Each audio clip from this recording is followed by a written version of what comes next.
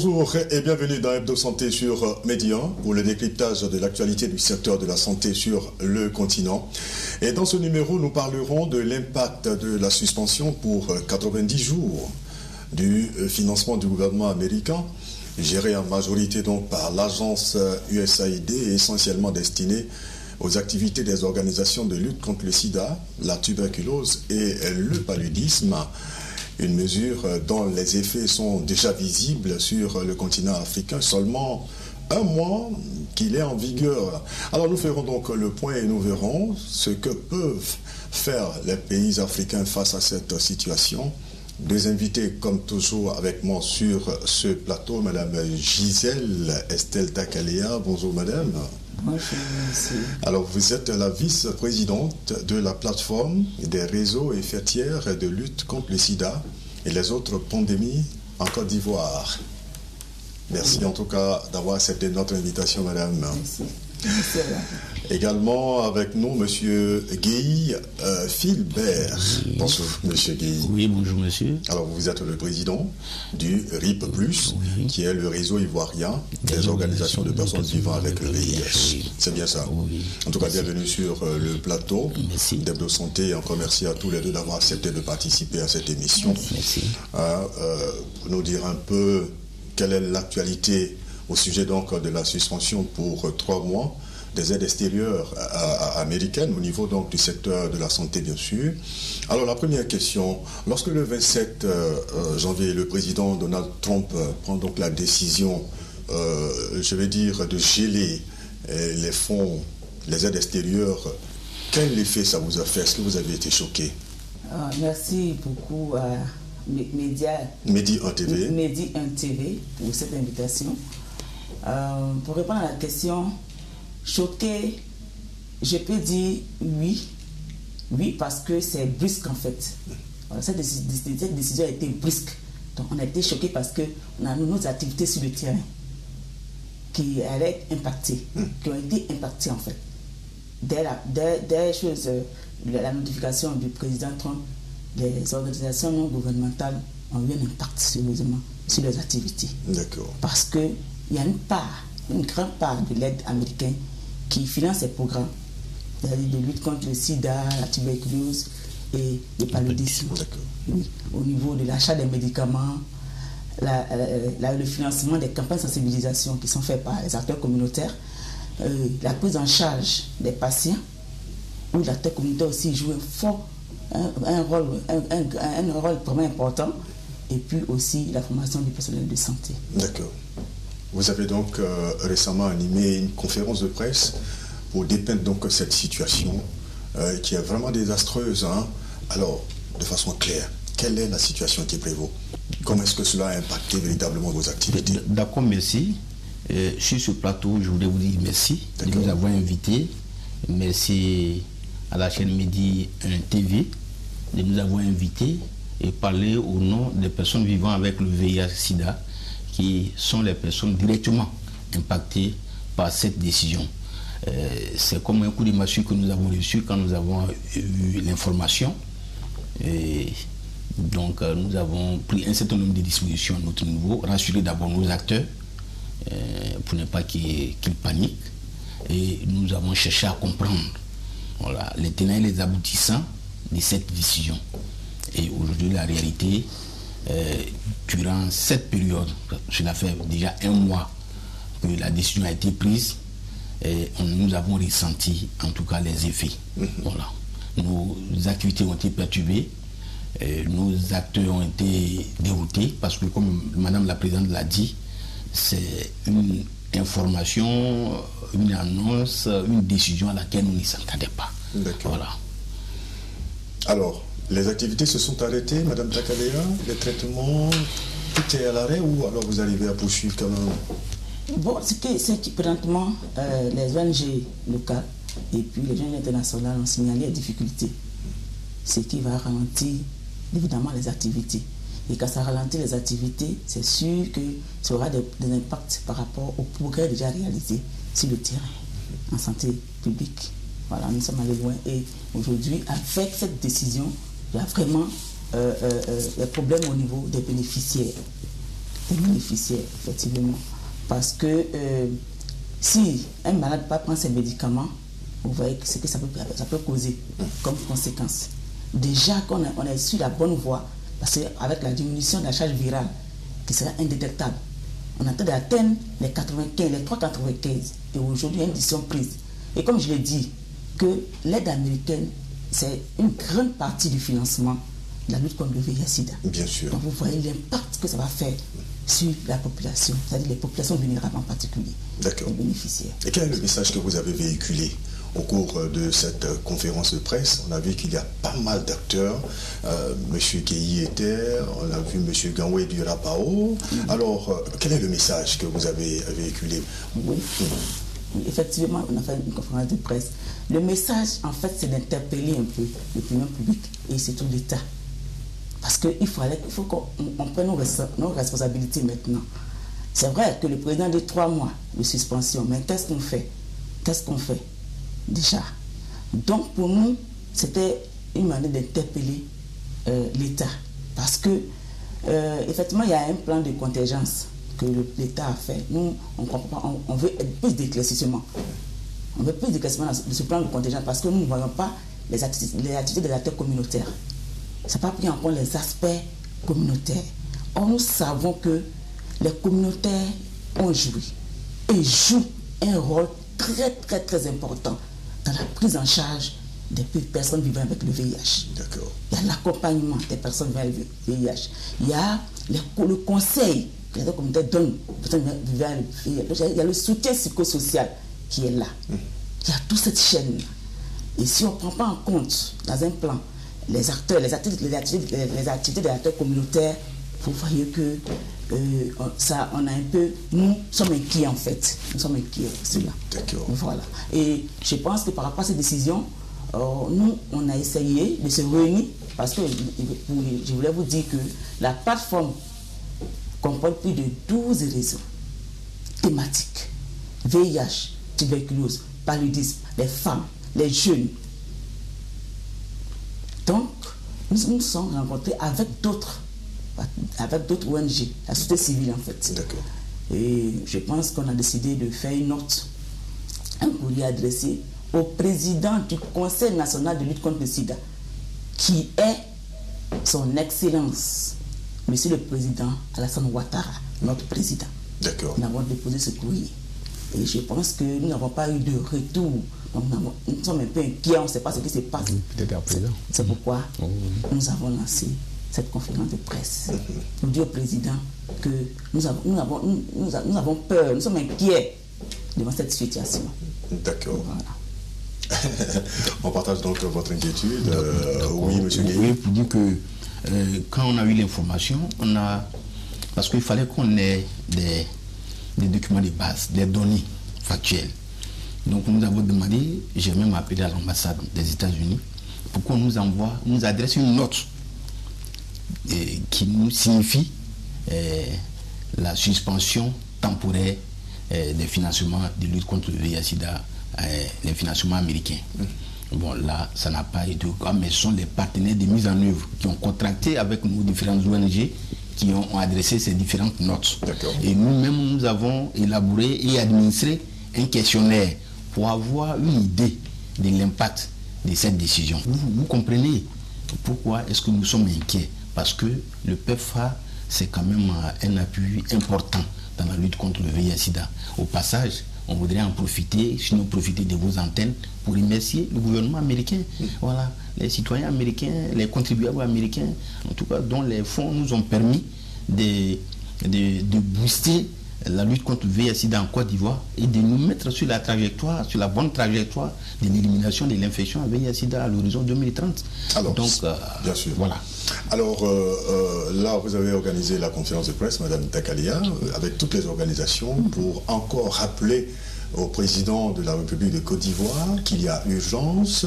Alors, qu'est-ce qu'il faut craindre au terme des 30 jours si le président américain Donald Trump ne revient pas sur sa décision et que rien n'est fait au plan national? Qu'est-ce qu'il faut craindre? Ok, merci. Ce qu'il faut craindre, il y aura une hausse de risques sanitaires. Et j'explique, l'interruption de l'aide américaine va entraîner une recrudescence du sida, de la tuberculose et du paludisme. Et en particulier chez les populations vulnérables. D'accord. Et au niveau, il y a un impact sur les patients.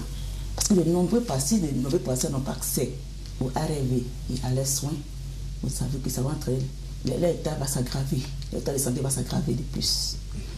Et aussi le ralentissement des campagnes, ici, on ne fait pas les campagnes de sensibilisation, qui on sait, qui ont permis d'éviter la contamination et la transmission du VIH. Si c'est réduit et qu'il n'y en a pas, vous voyez, c'est que ça va entraîner comme contamination. Parce qu'il faut sensibiliser les personnes chaque fois. On aura plus d'informations, les populations vont se livrer à des comportements à risque. Voilà, et ça va donc augmenter le nombre de contaminations à nouveau.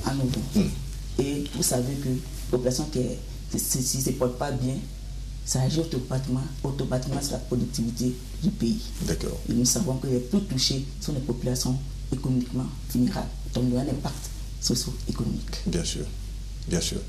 Monsieur Guy. Oui, pour dire qu'il y aura un impact parce que le suivi des personnes vivant avec le VIH qui sont sous traitement, comme moi, c'est un traitement au long cours et qu'on ne doit pas arrêter malgré qu'on soit à un certain niveau où on est à suppression de la charge virale.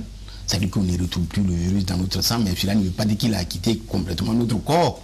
Il est quelque part. Et donc les dernières recherches que les gens sont en train d'effectuer, c'est comment faire pour le déloger là où il a été caché et pour l'éliminer une fois pour toutes. Mais il faut toujours rester vigilant et continuer de prendre son traitement.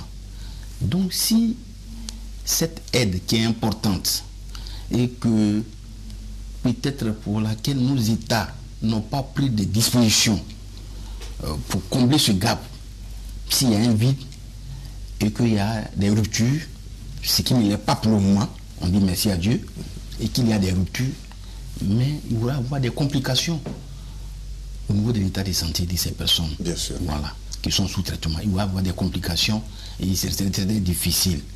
Voilà. De contrôler et d'aller vers l'élimination. D'aller vers l'élimination pour 2030, ce qui va vraiment, je veux dire, battre en brèche tout ce qu'il y a comme objectif. Tout ce qu'on a fourni comme il faut. Comme il faut fournir. Tout ce qu'on a fourni comme il faut depuis plus de 30 ans. Ça, il faut le dire. Et c'est là, moi, surtout ma crainte. Parce que c'est un combat personnel que j'ai mené, que je mène maintenant dans le cadre associatif.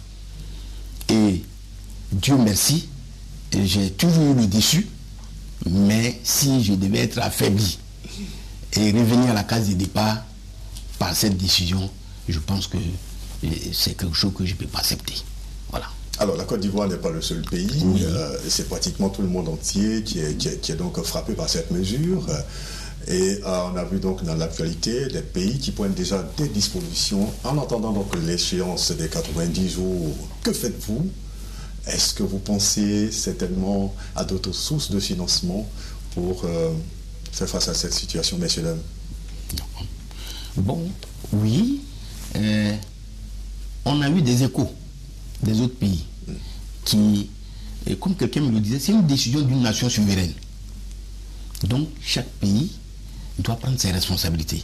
C'est pourquoi nous invitons nos dirigeants, en tout cas, à prendre notre santé en main. Mais il y a d'autres sources de financement qu'on peut explorer, le secteur privé. Voilà. Le secteur privé, tout à l'heure, je vous donne le nom des conseillers communautaires. On peut contracter aussi avec le secteur privé, comme on peut contracter même avec le secteur public, puisqu'on reconnaît l'importance, la valeur ajoutée de ces personnes dans le suivi médical des personnes vivant avec le VIH. L'État pourrait contracter, ne serait-ce que pour payer le per diem, leur prime ou bien leur intéressement que les fonds américains payaient au cas où ces fonds ne sont pas renouvelés. Voilà. Alors c'est une mesure qui nous tombe tous là-dessus. Oui. Certainement même que nos gouvernants, les différents ministères attendent également beaucoup de vous, des propositions par exemple, des initiatives, Mme Takalea. Ok, merci. Je pense que nos chefs de l'État africains se sont réunis à Abuja où ils ont pris des engagements. L'engagement d'allouer 15% du budget national à la santé. Je pense que le moment est arrivé. C'est un pays qui nous fait. Je pense que la Côte d'Ivoire peut le faire. Parce que quand on regarde la part de l'aide américaine, c'est à peu près 66 millions. C'est ça 66 millions, c'est ça 66 millions, 70 millions. 66,8, 70 milliards. D'accord. Milliards. Voilà, milliards. Et je pense que notre État peut le faire. Je le dis parce que notre président a été champion. Lors de la reconstruction des fonds du Fonds mondial, la Côte d'Ivoire a donné plus, beaucoup plus de part. Donc, en tant que champion, je pense que le gouvernement, notre président peut le faire. Je pense qu'il peut le faire. Ce sont 10 milliards, je pense qu'on peut le faire. Et être autonome de nous-mêmes. Ça, c'est vraiment capital. Parce que ce que ça nous montre, en fait, cette interruption du président de l'aide américaine, c'est que c'est un défi, mais en même temps, ça nous permet de prendre certaines dispositions pour être autonome. Pour être, je peux dire, indépendant. Indépendant, bien sûr. Indépendant, parce que nous sommes trop dépendants. D'accord. Aujourd'hui, voici ce qui se passe. Mais je pense qu'on peut le faire. Si on augmente le budget de la santé à 15%, comme on l'a dit, à Abidjan, et qu'on a mis $86 par habitant, je pense que nos États peuvent le faire. Ils peuvent le faire. Nos États peuvent le faire, mais nous sommes là dans une situation d'urgence. D'urgence, oui. Mais c'est ça. Comme il a dit, on peut aller dans le secteur privé. Chercher partenariat public-privé aussi, pourquoi pas. Bien sûr. Et puis, au niveau des ressources qui sont présentement, il y a des ressources qui sont là. Peut-être que la gestion efficace et puis donner comment je peux dire, transparente de ces ressources-là, je pense que ça peut nous aider aussi dans cette situation de crise. D'accord. Voilà. Alors, oui, je pense que c'est une situation, en tout cas, qui doit mener les uns les autres, depuis nos associations jusqu'à nos gouvernements. Voilà, pour dire qu'il faut vraiment optimiser l'utilisation des ressources que nous avons, et en même temps, c'est vrai que l'extérieur nous aide, mais il y a un minimum de dispositions que nous devons prendre en interne, voilà, pour faire face au cas où une situation arrivée. Donc en tout cas, c'est une éducation. Pour moi, ce sont des éléments sur lesquels on peut vraiment s'appuyer pour revoir, réorganiser nos mécanismes de financement, notre organisation, notre gestion des fonds. Voilà. D'abord, on a un plan, puisque les partenaires, à chaque fois, nous disaient qu'ils vont se retirer. Voilà. Mais on faisait comme si on n'attendait pas. Voilà. Et cette fois-ci, on est en train de se rendre compte que cela peut arriver. Et donc, on a chaque pays est en train de mettre en place une feuille de route, un plan de durabilité.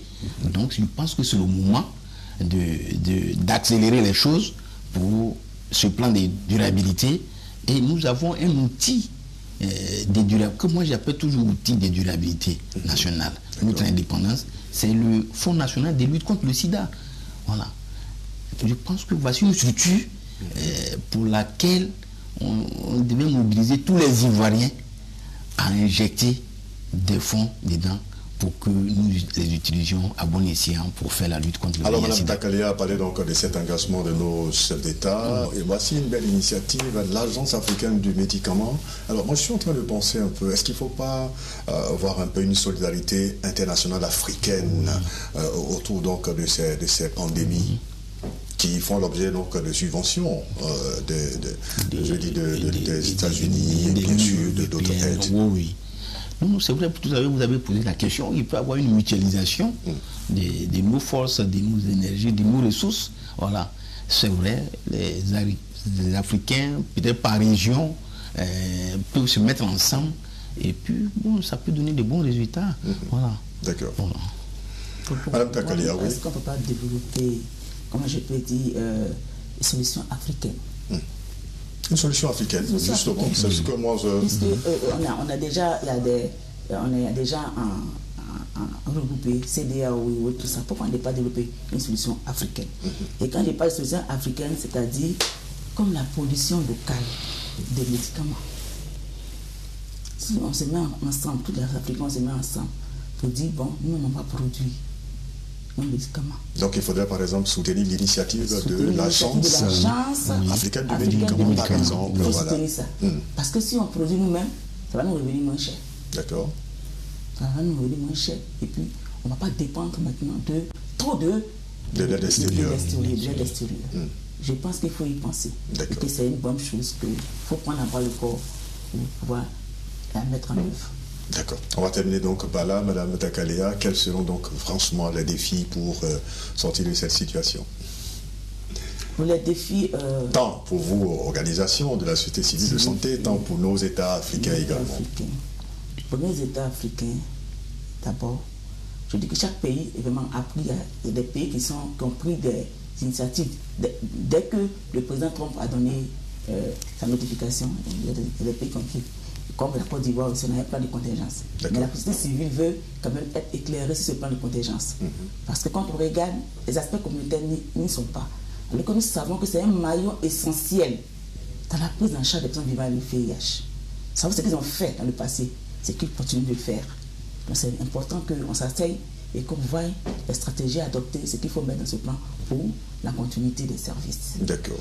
Et la deuxième chose peut-être que je voulais dire, c'est que, comme j'ai dit, la recherche des fonds, on a dit 15% du budget, chaque État africain a accepté. Il y en a qui sont allés vers 15%, il y en a qui sont allés vers 22%, comme le Kenya. Mais moi je dis toujours, notre pays, la Côte d'Ivoire, peut dépasser le Kenya. Parce qu'on a les ressources. Bien sûr. Notre président, comme je le dis, il était champion. Il est champion. Un champion, c'est un champion. Donc, on peut arriver au 22% même, au 15%, dépasser les 15%, qui va nous aider vraiment à ne plus dépendre de l'extérieur. Et il y a aussi cette contractualisation avec les acteurs communautaires. Oui, ils sont un maillon essentiel dans la lutte contre le sida et les autres pandémies. Parce qu'ils passent, c'est eux qui donnent les conseils aux patients. Ils le mettent en confiance. Moi, je suis une personne vivant avec le VIH, j'arrive, c'est lui qui me donne des conseils. C'est lui qui fait que j'accepte mon statut. D'accord. Donc, une fois que j'accepte mon statut, c'est sûr que les autres choses, je vais suivre. Et il fait le suivi. Parce que le médecin, il fait au niveau de l'hôpital, c'est vrai. Et quand il finit, il est dans la communauté. C'est la communauté qui y vont pour dire, il faut prendre tes médicaments. Voilà comment il faut prendre. Il faut prendre quand tu vas prendre. Voilà tout ce qui est autour. Donc, on doit mutualiser ces efforts-là. Puis voir s'asseoir avec la société civile, le gouvernement, les partenaires, pourquoi pas internationaux et autres, tout ça, s'asseoir et puis trouver un terrain d'entente. On a commencé à faire, comme il a dit, avec la durabilité, la feuille de route était déjà en marche. Mais on ne sait pas, peut-être que ça a été arrêté, on ne sait pas pourquoi. D'accord. Et je dis aussi, comme je dis, à réfléchir localement avec l'agence de presse des médicaments, pourquoi ne pas nous-mêmes, les Africains, s'unir pour réfléchir, pour voir si nous ne pouvons pas produire nous-mêmes nos médicaments. C'est le lieu certainement d'y mettre un peu plus d'énergie dans ces initiatives. Alors, sur la question, pour terminer rapidement, M. Gueye, en 2 mots. Bénéficiaires directs, nous te prions que cette mesure soit levée. Bien sûr. Soit levée pour la continuité, pour que ça nous donne le temps de nous préparer à la transition et trouver des initiatives, prendre des initiatives au plan local pour mobiliser les ressources et se diversifier les sources de financement. Voilà. Et ça que les partenaires voient toucher d'autres personnes, d'autres horizons, d'autres partenaires. Mais toujours, on doit avoir l'idée que nous devons un jour être autonomes. Voilà, c'est tout. On va donc suivre cette actualité avec beaucoup d'attention, espérant que cette mesure... Et puis on compte sur vous. Oui, voilà, on compte sur vous. Parce que vous, les journalistes, de 4 pouvoirs. Nous sommes à vos côtés. On compte sur vous. Nous sommes à vos côtés pour donner donc de la voix afin que les choses bougent. Que ce soit donc au niveau international, que ce soit dans nos pays africains, afin qu'on puisse avoir, je vais dire, afin que nos populations se portent bien et se sentent bien. En tout cas, merci à vous d'avoir été là, M. Gueye Philbert. Je rappelle que vous êtes le président donc d'IRIP+, qui est le réseau ivoirien des organisations de personnes vivant avec le VIH. Revenez-nous très vite. À vous également, Madame Gisèle Estelle Takalea.